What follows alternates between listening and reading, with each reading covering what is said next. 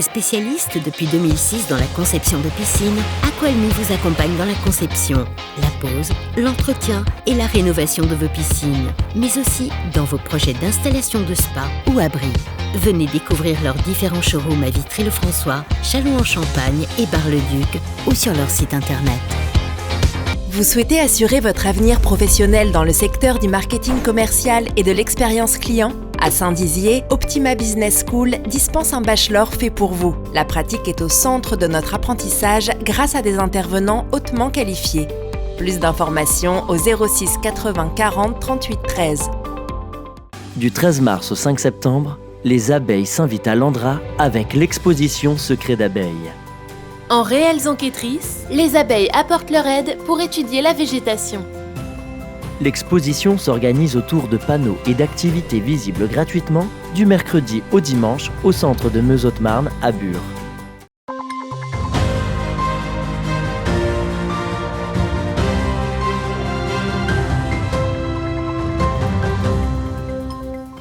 Bonsoir à tous et bienvenue dans votre 15 minutes info de ce jeudi 14 avril 2022. Et tout de suite, voici les titres de cette édition. À l'approche de Pâques, les œufs Kinder ont été rappelés. Les produits contaminés à la salmonelle provoqueront une baisse du chiffre d'affaires d'ici quelques jours. La finale du concours d'éloquence de l'ESTIC a eu lieu. Salomé, élève de terminale, a été élue comme meilleure oratrice. Elle nous dévoilera les clés pour avoir la plus belle éloquence. De plus en plus de filles décident de se mettre au foot afin de casser les préjugés, et ce, dès le plus jeune âge.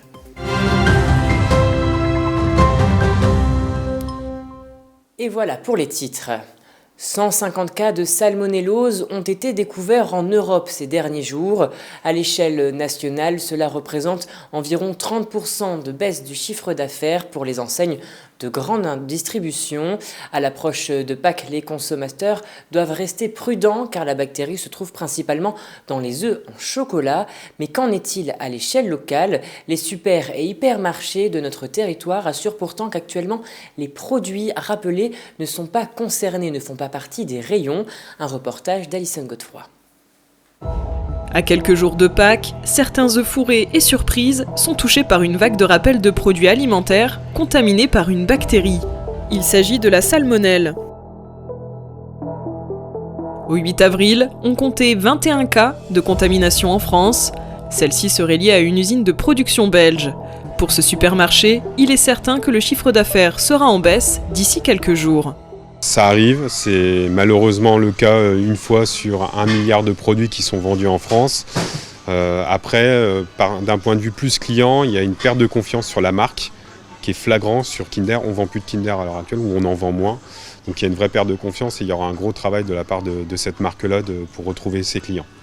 Le week-end de Pâques représente 50% du chiffre d'affaires. Pour le gérant de ce magasin, la marque concernée va perdre des clients car ils sont mécontents et veulent se faire rembourser rapidement. Comment faire, vers qui s'adresser, parce que Ferrero au début voulait tout gérer et ça a été très compliqué. Il y a vraiment, c'est surtout par rapport à ça. Après, les gens se sont reportés sur d'autres marques. Pour ce chocolatier bragard, cette année, c'est son 22e Pâques. Pour lui, ces cas de salmonelle sont le résultat d'une fabrication chimique de masse liée à son mode de fabrication en usine. Rien n'est impossible, on peut jurer de rien. Toutefois, on ne peut pas appeler ça du chocolat, ce qui est vendu par ces sociétés-là, parce qu'ils rajoutent des tas de produits, ils rajoutent de la crème, ils rajoutent des produits qui n'ont rien à voir avec le chocolat. Moi, quand je parle de chocolat, c'est de la masse de cacao, du beurre de cacao, un petit peu de sucre, un poil de lécithine. Point barre.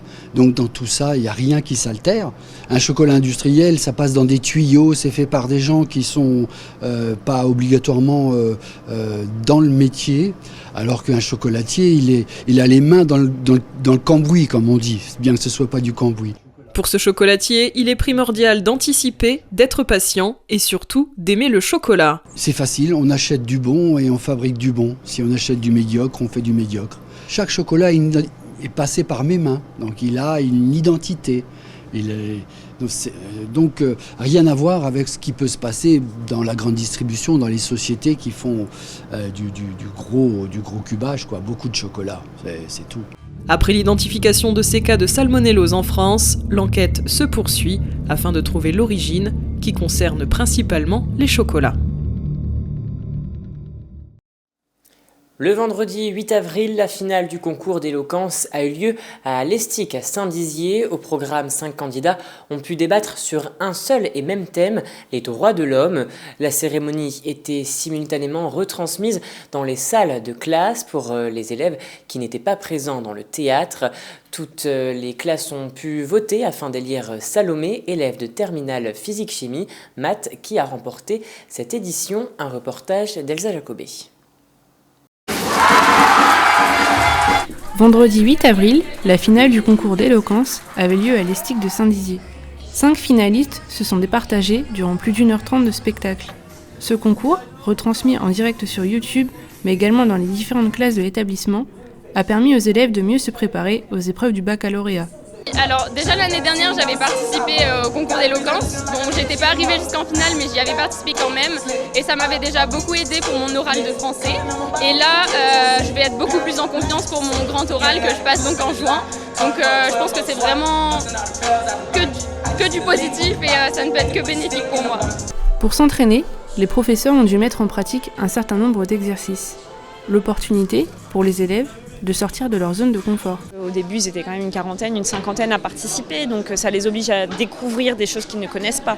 Là, ils devaient mettre en voix, par exemple, un texte sur le Moyen-Orient, donc ils ont découvert des auteurs qu'ils ne connaissaient pas, donc ça les fait découvrir d'autres choses, puis les entraîner à lire, à prendre confiance en eux, des élèves qui n'osent pas et qui vont prendre confiance en eux grâce à ces différents exercices.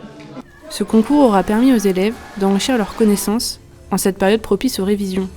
Alors c'est très important parce qu'ils peuvent le mettre dans leur dossier pour Parcoursup. Donc le fait déjà de participer au concours, ça montre qu'ils ont envie de faire plus que ce qu'ils font habituellement. Et puis après, bien sûr, s'ils sont dans les finalistes, les demi-finalistes, ils peuvent le mettre dans leur dossier en expliquant qu'ils ont participé et que ça montre une compétence à l'oral et c'est très apprécié dans les études supérieures. À l'issue de cet événement, les vacances scolaires ont retenti. L'occasion pour les élèves de mettre en œuvre les conseils de leurs professeurs pour leur prochaine épreuve, le grand oral. Et passons à présent à l'image du jour. À l'occasion de Pâques, le square Winston Churchill est prêt à accueillir la chasse aux œufs ce samedi de 10h à midi et de 14h à 17h, organisée par l'Union des commerçants Bragard. Et du sport, à présent, le club de football Saint-Dizier Football Féminin, un club de foot 100% féminin, a organisé ce jeudi 14 avril l'action Ramène ta copine. L'objectif était principalement de promouvoir le club ainsi que ses activités dans l'espoir d'attirer de nouvelles recrues.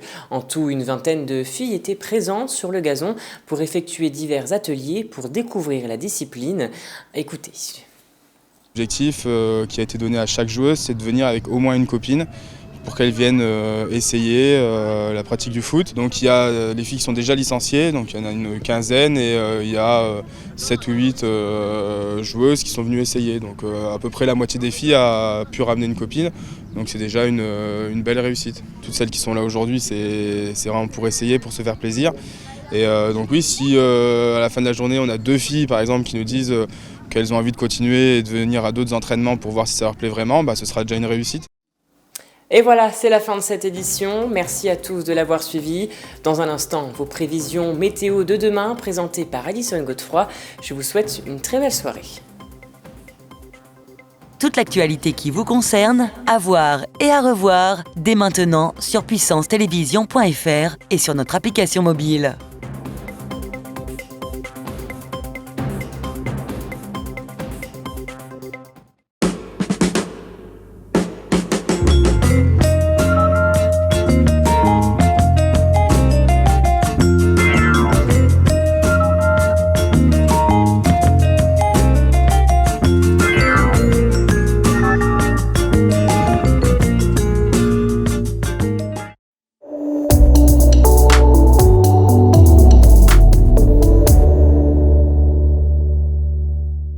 Bonsoir à tous, bienvenue dans votre bulletin météo.